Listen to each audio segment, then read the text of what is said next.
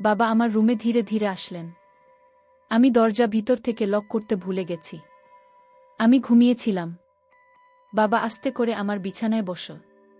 তারপর বাবা আমার সাথে যা করেছিলেন তা কোনো মেয়েদের পক্ষে মেনে নেওয়া সম্ভব ছিল না। তাহলে আসল ঘটনাটি শুরু করি। আমার দুই মেয়ে, বক্তার নাম তুষ্টি আর ছোটটার নাম মিষ্টি। তাদের মা খুব শখ করে মিলিয়ে দুই মেয়ের নাম রাখেন। বড় মেয়ে থাকাতে থেকে কলেজে পড়ালেখা করে, আর ছোট মেয়ে আমার সাথে রাজশাহীতে থাকে। তাদের মা মারা যায় বছর 7 আগে।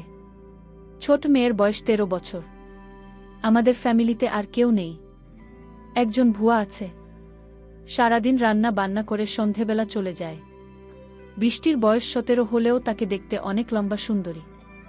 এখনই তার বড় বোনের সমান লম্বা হয়ে গেছে, কিন্তু মন মানসিকতা ঠিকই বাচ্চাদের মতো। এখনও বই তাকে স্নান করিয়ে দেয়। বইয়ের তাকে দেখাশোনা করে আমি কাজের মানুষ সারাদিন বাইরে থাকি। মেয়েদের দিকে খুব একটা নজর দিতে পারি না। পুরনো বই হাতে সব সামলায়। তাই মেয়েদের সাথে আমার বন্ধুত্বপূর্ণ সম্পর্ক গড়ে ওঠেনি। তারা আমাকে বেশ ভয় পায়। হঠাৎ একদিন বুয়া অসুস্থ হয়ে যায়। প্রায় 1 সপ্তাহ আসতে পারেনি। একদিন রাতে অফিস থেকে বাসায় এসে খেতে বসি। বৃষ্টি আমাকে ঠোঁট ফুলিয়ে বলল, বাবা আমাদের বুয়া 1 সপ্তাহ ধরে আসে না, তাই আমি গোসল পর্যন্ত করতে পারছি না। তুমি রোজ বাইরে থেকে খাবার নিয়ে আস, এসব খেতে আর ভাল লাগে না। তুমি কাল থেকে নতুন কোনো বুয়া নিয়ে আসো প্লিজ। আমি হাতটা করে বললাম, গোসল না হয় আমি করিয়ে দিলাম, কিন্তু খাবারের যখন সমস্যা তো নতুন বোঝাত খুঁজতে হয়। বৃষ্টি বলল, ঠিক আছে কাল গোসল করিয়ে দিও। আমি খাওয়া বন্ধ করে মেয়ের দিকে চাইলাম। বৃষ্টি দেখতে খুব সুন্দর হয়েছে, একদম তার মায়ের মতো। আমি বৃষ্টির দিকে তাকিয়ে থাকতাম, কারণ আমার মেয়ে বৃষ্টি ঠিক তার মায়ের মতো হয়েছে। আমি আমার মেয়ের চেহারার দিকে তাকালে আমার স্ত্রীকে যেন খুঁজে পেতাম। আমি ভাবতে লাগলাম, মেয়েটি তো বড় হয়েছে, তারপরও এখনও বাচ্চাদের মতো আচরণ করে। তাকে গোসল না করিয়ে দিলে সে গোসল করবে না। আমি বাবা হয়ে মেয়ের দায়িত্ব নিতে। আমি বৃষ্টিকে বললাম, তুই এখন নিজের গোসল করা নিজে শিখ, কারণ কিছুদিন পর তোর শ্বশুরবাড়ি যেতে হবে। মেয়ে তখন বলল, বাবা আমি কোনোদিন শ্বশুরবাড়ি যাব না। আমি তোমার সাথে সারা জীবন থাকব।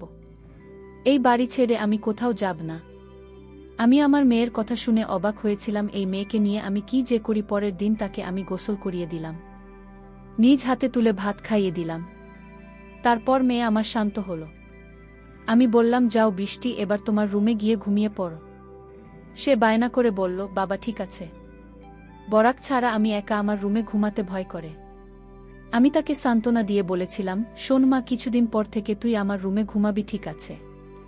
এখন নিজের রুমে গিয়ে ঘুমিয়ে পড়ো মা। তারপর মেয়ে যখন তার নিজের রুমে ঘুমাতে গেল, আমি গভীর রাতে আমি ধীরে ধীরে মেয়ের শোবার ঘরে গেলাম। গিয়ে দেখি সে টিভি দেখছে। আমি তাকে গিয়ে বললাম, না তুমি এখনো টিভি দেখছো? আমার মেয়েকে বললাম, মানে তোর মুখের দিকে তাকালে তোর মায়ের মুখটা আমার চোখের সামনে ভেসে ওঠে। আমার কথা শুনে সে খুব খুশি হল। আমি আমার মেয়ের দিকে তাকিয়ে রইলাম। আমি যেন আমার মেয়ের মাঝে আমার স্ত্রীকে খুঁজে পেলাম। আমি যখন এভাবে তাকিয়েছিলাম, সে কিছুটা অবাক হল। বল, তোমার কি হয়েছে বাবা? তুমি এভাবে আমার দিকে তাকিয়ে আছো কেন? আমি তোমার খুব আদরের মেয়ে, তাই না বাবা? আমি বললাম, হ্যাঁ মামনি, তুমি খুব আদরের মেয়ে আমার। আমার বাবা বলল, আমি তোমার সাথে আমার একটা কথা ছিল। কি কথা বাবা? মা আমি, তুমি আমার কথা রাখবে না? আমার মেয়ে বলল, বাবা তুমি আমার জন্মদাতা, আর তোমার কথা কি আমি ফেলতে পারি? আমি তোমার সব কথা রাখব। তোমার কথা না রাখলে যে আমার অমঙ্গল হবে। আমি ভাবতে লাগলাম কিভাবে কি করা যায়। হঠাৎ বুদ্ধি এলো মাথায়। আমি তাকে গম্ভীর হয়ে জিজ্ঞেস করলাম, কতদিন গোসল করি? সালামা, প্রায় 1 সপ্তাহ। তাই? আচ্ছা ঠিক আছে, চলো আমি তোমাকে আজ গোসল করিয়ে দিই। কাজের বুয়া আসবে কোনোদিন, আর তুমি এতদিন গোসল ছাড়া থাকবে। নাম গোসল না করলে ঘুম হবে না মামনি রাতে। তাই চলো আগে গোসল না করিয়ে দেই। তুমি আমার মেয়ে, আমি তোমার যত্ন না করলে লোকে মন্দ বলবে। তাছাড়া আমি তোমাকে এভাবে থাকতে দিতে পারি না। চলো আমি তোমাকে গোসল না করিয়ে দিই। এতদিন গোসল না করলে শরীর খারাপ হবে। মেয়ে বলল, এখন তো রাত, কাল সকালে করি আব্বু। আমি আমার মেয়ের কথা মেনে নিলাম। তবে মাকাল তো আমি কাজে চলে যাব, ফিরতে আবার রাত হবে। মেয়ে বলল, ঠিক আছে বাবা, তাহলে কাল রাতে তুমি গোসল করিয়ে দিও। যা বাবা, এখন গিয়ে ঘুমাও। আমিও ঘুমাব। ঠিক আছে মা, তাহলে তুমি ঘুমিয়ে পড়। আমি ঘুমাতে গেলাম। পরের দিন সকালে উঠে আমি আমার মেয়েকে বললাম, মা আজ বাড়িতে কেউ নেই, তাই বাড়িটা একদম খালি পড়ে থাকবে। তোমার আজ আর স্কুলে যেতে হবে না, কাল স্কুলে যেও। আমি বাবার কথা শুনে খুব খুশি হলাম, কারণ আজ সারাদিন টিভি দেখতে পারব। সেদিন আমি সারাদিন ঘরে বসে টিভি দেখছিলাম, বড় আপুর সাথে ফোনে কথা বলেছিলাম। সন্ধ্যা ঘনিয়ে আসছে, বাবা এখনো বাড়িতে ফিরছে না। আমি বাবার জন্য অপেক্ষা করতে লাগলাম, কিন্তু বাবা প্রায় রাত 10টার দিকে বাড়িতে ফিরল। আমি বাবাকে জিজ্ঞেস করলাম, বাবা এত দেরি হল কেন? আমি তোমার জন্য সেই কখন থেকে অপেক্ষা করছি, তোমার কোনো খবর নেই। বাবা বলল, মা আমি একটা ঝামেলায় পড়ে গিয়েছিলাম, তাই আসতে একটু দেরি হয়ে গিয়েছে। এখন চলো মা, গোসল করিয়ে দিই। মেয়েটা বলল, বাবা আমি আজ গোসল না করলে হয় না, খুব শীত লাগছে। আমি মেয়েকে বললাম, মা আজ তোমার গোসল করতে হবে, নইলে তোমার শরীরে অসুখ হয়ে যাবে, শরীরে সর্দি জ্বর আসতে পারে। আমি বাবার কথা শুনে বললাম, ঠিক আছে বাবা, চলো আমি গোল করব। আমি তাকে বাথরুমে নিয়ে গেলাম, তারপর আমার ছোট্ট মেয়েটাকে গোসল করিয়ে দিলাম। আমার লক্ষ্মী মেয়েটা বলল, বাবা আজ মাথাটা অনেক ভাল লাগছে, আমার শরীরটা ভাল লাগছে। আমি বললাম, গোসল হচ্ছে আল্লাহর নেয়ামত, গোসল না করলে শরীর ভাল লাগে না, রাতে ঘুম হয় না। আজ তোর অনেক ভালো ঘুম হবে। তারপর রাতের খাবার খেয়ে যখন আমি ঘুমাতে গেলাম, আমার মেয়ে বলল, বাবা আজ তুমি আমার রুমে ঘুমাবে, কারণ এই রুমে আমি একা একা থাকতে ভয় লাগে। আগে তো আপু আর আমি একসাথে থাকে। আমি আমার মেয়ের কথা শুনে বললাম, ঠিক আছে, তুমি আমার রুমে চলে আসো। আমি আর আমার মেয়ে গল্প করতে শুরু করলাম। আমার মেয়ে আমায় জিজ্ঞেস করল, বাবা তুমি মায়ের অভাব বোধ করছো? হ্যাঁ মা, তোর মা তুই অনেক ছোট থাকতেই মারা গিয়েছিল। আমি তোদের কথা চিন্তা করে আমি আর কোনো বিয়ে করিনি, কারণ সৎ মা বাড়িতে নিয়ে আসলে আরও যন্ত্রণা বাড়বে, তাই এইসব ভেবে আর বিয়ে করিনি, কারণ তাদের মুখের দিকে তাকিয়ে আমি সারাটা জীবন কাটিয়ে দিব। বাবার কথা শুনে আমার কান্না চলে আসছিল। আমার বাবা তার নিজস্ব খোঁজেননি, আমাদের সুখের সারা জীবন এভাবেই কাটিয়ে দিল। আসলে এরকম বাবা হয় না এই জুটি, কিন্তু আমি যে ভাবনাটা ভেবেছিলাম সেটা আমিই ভুল ভেবেছিলাম। জানি না সেটা ভুল না সঠিক। আমি পরদিন রাতে বাবার রুমে থাকতে চাইনি, কারণ রাতে বাবা নাক ডাকে এটাও সমস্যা ছিল না। আমি বাবাকে পাশে রেখে মোবাইল দেখতে পারি না, আর সেই জন্য সিদ্ধান্ত নিলাম, আজ থেকে আমি আমার রুমে একা ঘুমাব। আমি পরদিন বাবাকে বললাম, বাবা আজ আমি একা একা আমার ঘুমাব। আর সেদিনই ঘটল আসল ঘটনা। আমি রাতে আমার রুমে যখন ঘুমাতে গেলাম, তখন বাবা আমায় ডাক দিয়ে বললেন, তুমি তোমার রুমে একা ঘুমাতে ভয় পাবে না? মেয়ে আমার বলল, না বাবা, আমি তো দিন দিন বড় হচ্ছি, আর এখন আমার একা একা রুমে ঘুমাতে ভয় করে না। বাবা তুমি ঘুমিয়ে পড়ো। কিন্তু আমার চোখে কোনো ঘুম নেই। আজ 15 বছর ধরে আমি একা। আমার স্ত্রী একটা রোড অ্যাক্সিডেন্টে মারা যায়। আমার স্ত্রী দেখতে অনেক সুন্দরী ছিল। আমার তো মন চায় অনেক কিছু করার। যাই হোক, আমার চোখে ঘুম আসছিল। ঘড়ির কাঁটার দিকে তাকিয়ে দেখি রাত প্রায় 1টা বাজে। আমি আস্তে করে আমার মেয়ের রুমের দরজার কাছে গেলাম। দরজা ধাক্কা দিতেই খুলে গেল। আমার মেয়ে হয়তো দরজাটা ভিতর থেকে লক করতে ভুলে গেছে। আমার আর কষ্ট হলো না। আমি রুমের ভিতরে ঢুকলাম। আমার মেয়ের দিকে তাকিয়ে দেখি কত শান্তির ঘুমাতে।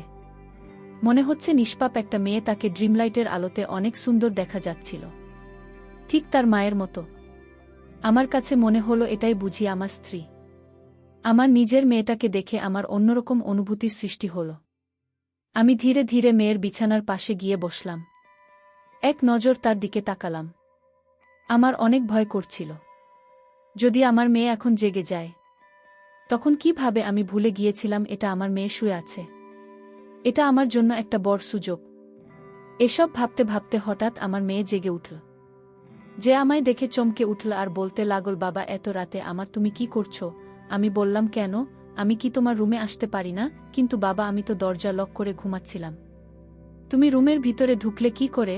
আমি বললাম, মা তুই ঘুমানোর আগে দরজা লক করতে ভুলে গিয়েছিলি, আর তাই তো রুমে আসতে পারলাম। বাবা তুমি ইদানিং কেমন জানি হয়ে গেছে। যাও তোমার রুমে গিয়ে ঘুমাও, যখন তখন আমার রুমে ঘরে চলে আসো। পরদিন সকালে আমি আমার মেয়েকে বললাম, মা গোসল করবে না? আমি চলে গেলে কে তোরে গোসল করাবেন? মেয়ে তখন বলল, বাবা আজ থেকে তোমার আর কষ্ট করতে হবে না।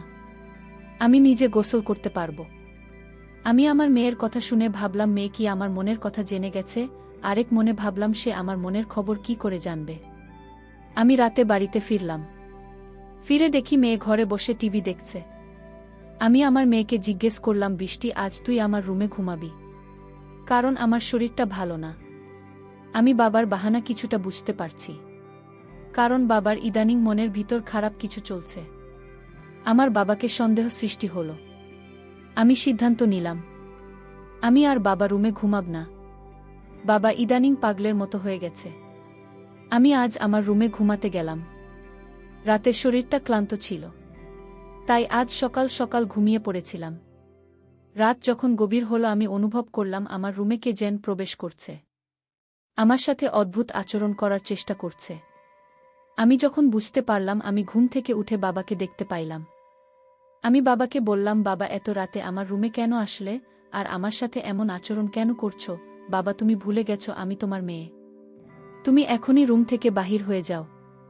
বাবা তখন চিৎকার করে বলল, আমি যে রুম থেকে যাব না। না, এই রুমে আমার স্ত্রী লুকিয়ে আছে। বের করে দাও আমার স্ত্রীকে। বাবার কথা শুনে আমি অবাক হয়ে গেলাম। আসো পুজো তো। বাবা এসব কি বলছে? বাবা আমি তোমার আদরের মেয়ে, তুমি এসব কি বলছো? বাবা তুমি যদি আমার সাথে খারাপ আচরণ করো তাহলে আমি ভুলে যাব তুমি আমার বাবা। বাবা আমায় বলল, আজ আমি মরে যাব তাও আজ এই রুম থেকে বের হব। বাবার এমন কথা শুনে আমি বাবাকে একটা ধাক্কা মেরে ফেলে দিলাম। বাবা তখন অজ্ঞান হয়ে লুটিয়ে পড়ল। আমি তাড়াতাড়ি বড়বাবুকে ফোন দিলাম। বড় আপু আর আমি বাবাকে হাসপাতালে নিয়ে গেলাম। বাবা 3 দিন যাবত অজ্ঞান ছিল। বড় আপু আমায় বলল, তুই নিজের বাবাকে ধাক্কা মারে। আপু তুই জানিস না, বাবা প্রতি রাতে আমার রুমে আসতো, অন্যরকম আচরণ করার চেষ্টা করত। তাই আজ আমি বাবাকে কখন যে ধাক্কা মারলাম তা বুঝতে পারি। বাবার যখন জ্ঞান ফিরল ডাক্তার বলল, আপনার বাবা পাগল হয়ে গিয়েছে, ওনার ব্রেন নষ্ট হয়ে গিয়েছে, আর তাই আপনার সাথে এরকম খারাপ করত। ডাক্তারের কথা শুনে আমি কান্না করতে লাগলাম আর বলতে লাগলাম, আমি বড় ভুল করে ফেলেছি। আমার বাবা জ্ঞান হারাচ্ছিল, আর তাই তো আমার সাথে এরকম করত।